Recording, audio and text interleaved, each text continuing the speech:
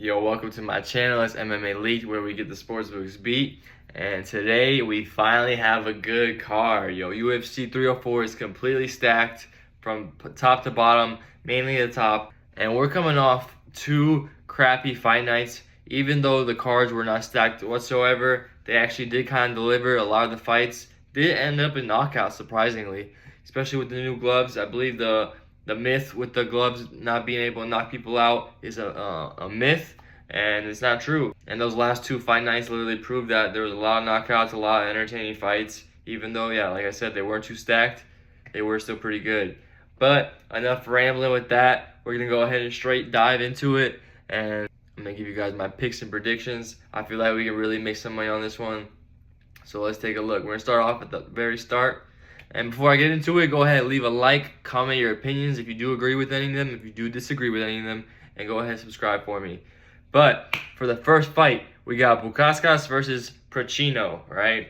So I rewatched a few of their fights because, you know, I got a terrible memory, so I got to rewatch them. And Prachnio, I'm going to tell you off rip, I believe he's going to win. He's the underdog in this one. It's a low confidence pick, but the reason why I do believe he will win is, one, the main reason is because of experience. His experience, he's had over 400 karate fights. If you don't know, he's a karate combat type of fighter.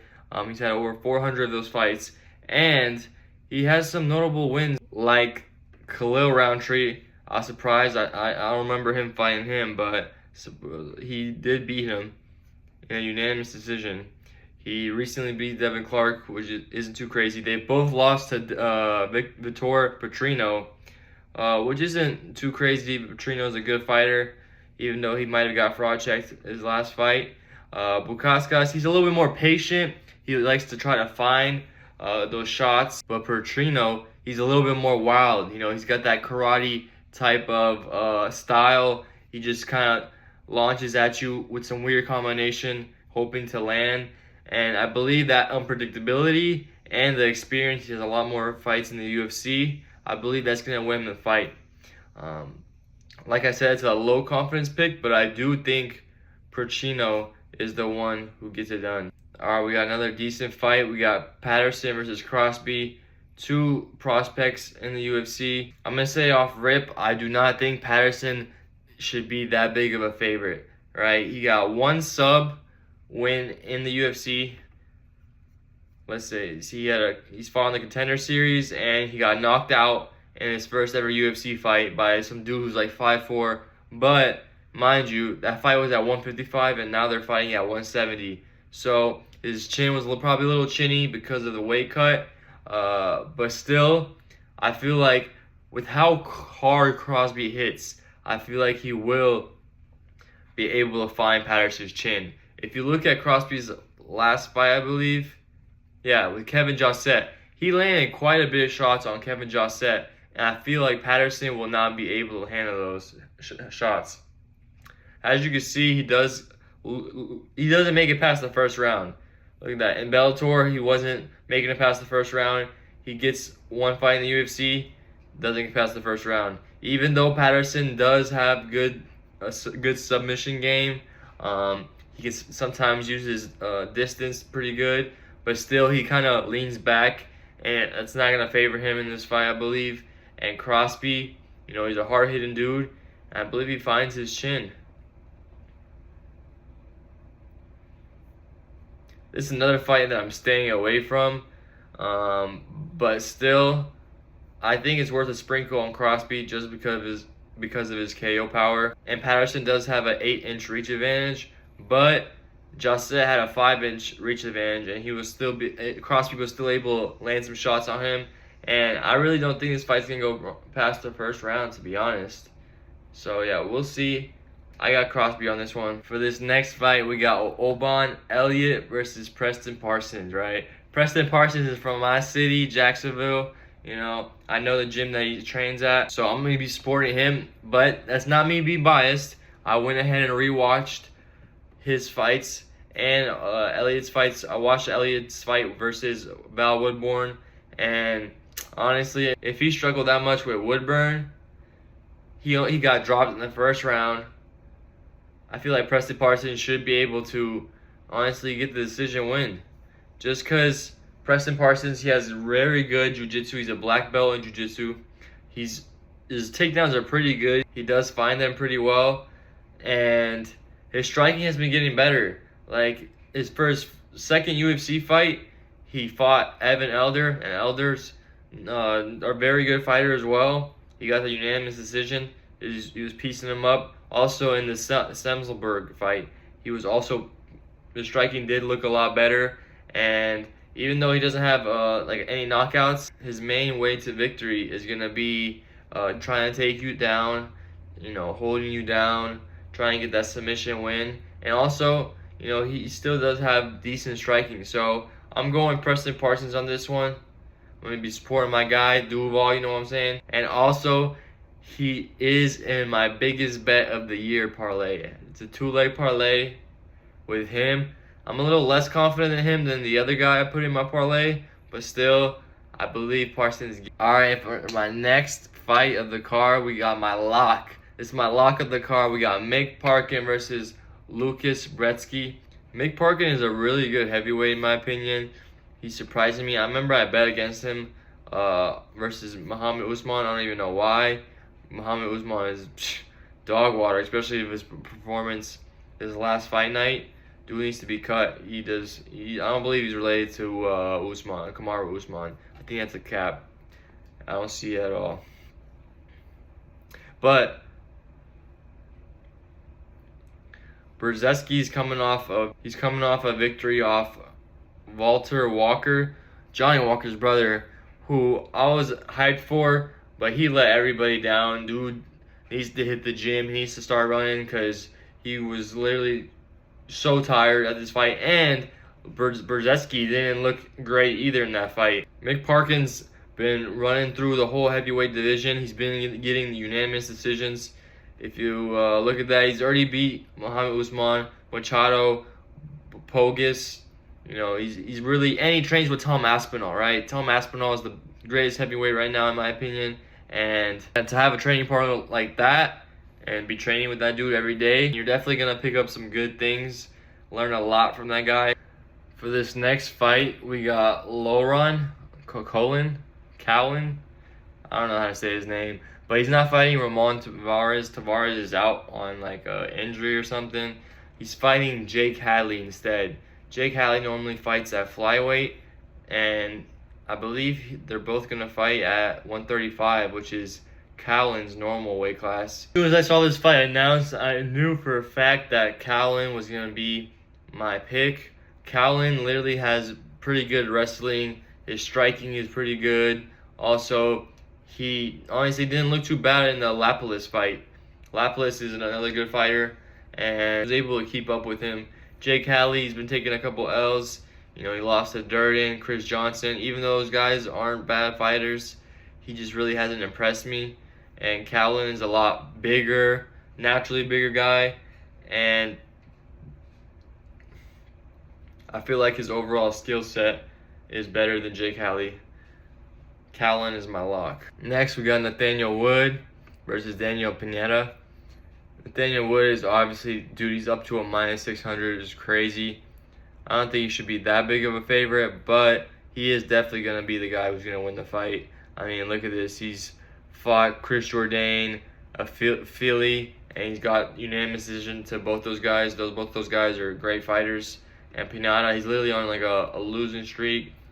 Okay, maybe not a streak, but he has been taking a lot of L's.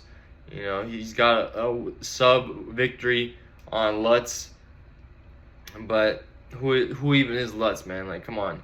He lost to Caceres. Caceres is a good fighter, but none of those guys are on Nathaniel Wood's level. Nathaniel Wood is patient. He tries to, pick you up over time. He'll even try to take you down a few times. I'm not going to talk too much about this fight. Nathaniel Wood, it should be self-explanatory. I'm going with him. Next, now it's getting good. We got Mokaev versus Manel Kape. Manel Kape is a lot better in the striking, like levels above Mokaev in the striking department. But Mokaev is not here to strike. He's here to wrestle you, all right? He's here to lay on you and just win you on the ground, beat you on the ground, right?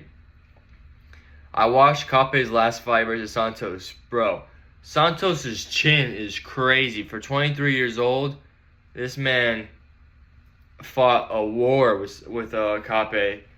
Santos he might be a future champion, I'm telling you, man. Like, once he gets a little older, a little bit more experience, he will do really good. But I believe what's going to happen in this fight is Mokaev, of course, is going to wrestle. But look, if we go to Mokaev's stats, right? We go to his clinch. You notice how versus Alex Perez, he has 20 attempted takedowns. Versus Charles Johnson, he has 26 attempted takedowns, right? What do those both fighters have in common compared to the rest of them? Both of those fighters are the better strikers out of everybody who he's fought, right? So against the better strikers, he's going over there and he's tripling the amount of takedowns that he normally does. You know why? Because he knows he doesn't have a chance. Especially, Kape is better than all these guys in striking. So Muhammad's literally only goal is going to be to go for takedowns and wrestle him.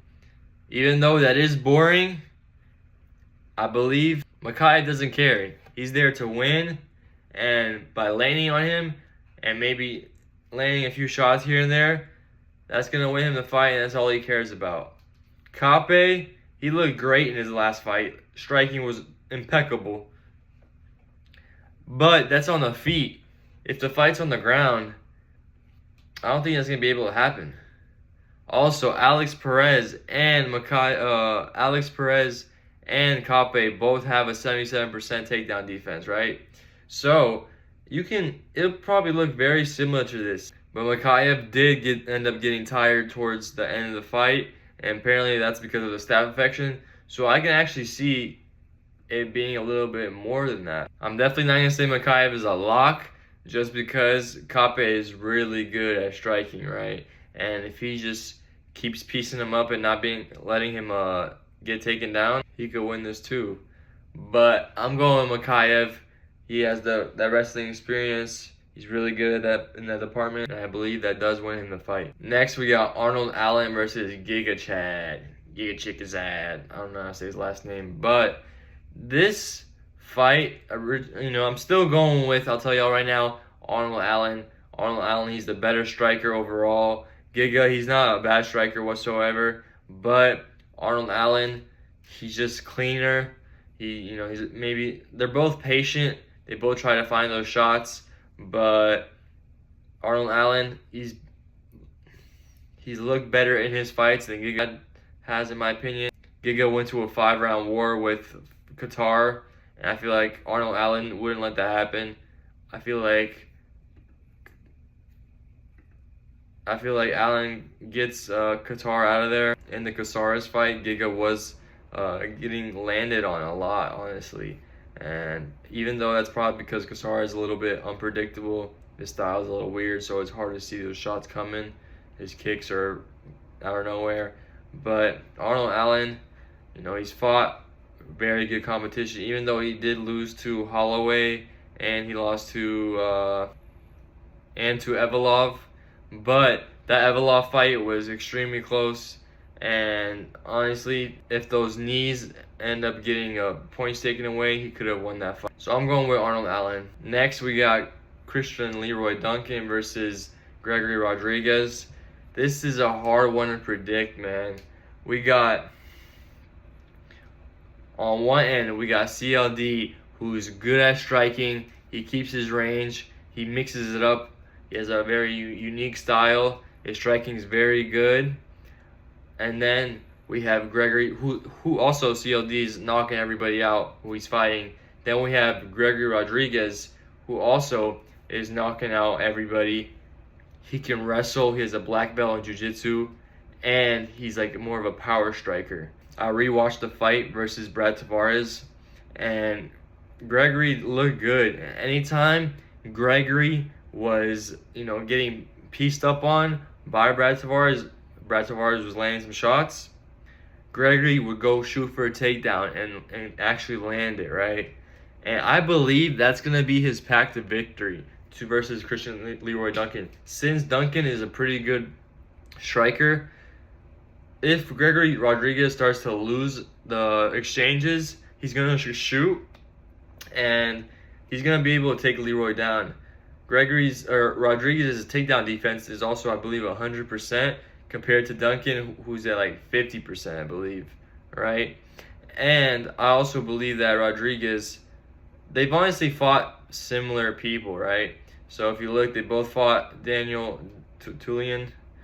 He got knocked out by Ferreira, which is a little my only worry with Rodriguez. He can be a little bit chinny, but honestly, he was taking some shots from Tavares. And the only reason Petrosian was able to beat CLD is because his volume. Petrosian was literally throwing leg kicks every second, throwing in combinations. He did not stop on the pressure, right? And that honestly won him the fight. Duncan couldn't handle it. Duncan was still landing on Petrosian, but it wasn't enough to out-volume Petrosian's shots. Rodriguez has the more experience. He's better on the ground, and he has really strong hands. So for that reason, I'm going with Rodriguez. But by no means am I confident, just because it could go either way. That's why the odds are so close. But Rodriguez is slightly the underdog, so I'm going with him.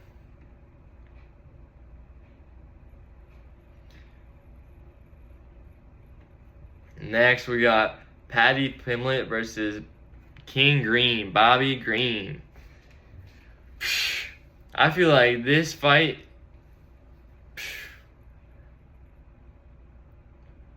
is also very hard to call, just because you don't know what version of Paddy Pimblett is going to show up. I see a lot of YouTubers going for Bobby Green, and that's because, you know, he has the experience, he has the better striking. And originally when this fight came out, I was going Bobby Green 100%, but, you know, you never know. Paddy Pimblett is the version of Paddy Pimblett that fought Tony Ferguson. That version was pretty good, honestly. His striking looked a lot better. The only thing is, his chin is always in the air, you know, and Bobby Green will take advantage of that. Also, Bobby Green's takedown defense is like 70%. He's not the easiest guy to take down, and I believe that's Paddy's way of victory. He has to take him down, has to try to ground and pound him. And Paddy's striking is very unique. You don't see too many fighters fighting like him. He literally like bomb rushes you with some bombs. Literally, like his hands are wide ass shots, and he just comes running at you. It's very unique. If Paddy wants to get in that top 15, Bobby Green is number 15. This is how he's gonna get into the ranked category, right? I'm gonna go with Paddy Pimblett, man. Paddy Pimblett is gonna be my pick. I believe he gets it done. It's gonna be a decision win. Is it gonna be close? Probably. And I feel like Bobby Green's chin isn't as solid as it was before, especially after that Jalen Turner fight. Yeah, I'm going with Paddy. Am I confident? Hell no, because Bobby Green could definitely get it done. But boom, we're going Paddy the Baddie. Next, heavyweight time. We got Tom Aspinall versus Curtis Blaydes 2. It's the second time they're fighting. And yeah, how can you not bet on Aspinall? Even though Curtis Blaydes is a dog. That's actually crazy. Curtis Blaydes has a longer reach than Aspinall. I did not know that. That's very interesting. But Aspinall is the more well-rounded fighter. Curtis Blaydes is very well-rounded as well. But Aspinall is quick. He has those subs that he can do on you. He also has that knockout power. Look at that. No fight makes it past the first round. But Curtis Blaydes also has a great resume. You know, he knocked out Almeida. Still salty about that fight because I had Almeida winning. I would have won like $1,800 if Almeida won. He got ran over by Pavlovich, which also I bet on Pavlovich to beat Aspinall. But Pavlovich has been disappointing recently with this fight versus Volkov. He was just trying to get that KO way too often. And honestly, it didn't even look like it. It looked like he was just scared to push in. But Aspinall, I feel like, has fought the better guys. Spivak, Volkov, Tybura, they're not like way better than the people that Curtis Blaydes has fought. But Aspinall, he's the interim champion. He's quick. He's the best well-rounded heavyweight right now. I'm going with Tom. But I just don't like the odds that he's in. I wish it was a little closer, maybe like Aspinall being a minus 200 something. But what is it right now? He's a minus 390, minus 400 on Hard Rock. I made some bets with him today. Yeah. Yeah, Aspinall's my pick. Hopefully there's no freaky injury in this one. And for the main fight of the card, we got Leon Edwards versus Belal Muhammad. 3 years later, they're fighting again. Both these guys are not the same fighters that they once were. Belal's on a crazy win streak. Leon as well. Belal's been training with the Dagestanis, Islam, Khabib. They've been helping him out a lot. But I'm going to be honest with y'all. I believe that's not going to be enough to stop Leon Edwards. Leon's just too well-rounded. His striking is too crisp. And his takedown defense is great. He was taking Colby down, a wrestler, like it was nothing, honestly. Belal Muhammad, he has been literally running through the division. Like, all these guys are literally at the top of the division, and he's been running through them. Look at that. This fight's probably going to go distance. Both these guys aren't finishers. But I just feel like Leon's going to be too hard to stop, honestly. It would be nice to see Belal take the win. He's worked so hard. He's getting to that age where if he doesn't get it at this point, like, he might not even get a chance to get another title shot. But Leon Edwards, he's still young. He's in his prime. And it's in Leon's backyard, right? They're all coming to him.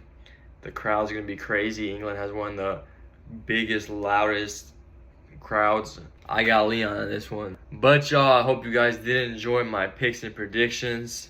I feel pretty confident on a lot of these. I will possibly be dropping my locks and some bets that I will be taking. Most of them are parlays, honestly.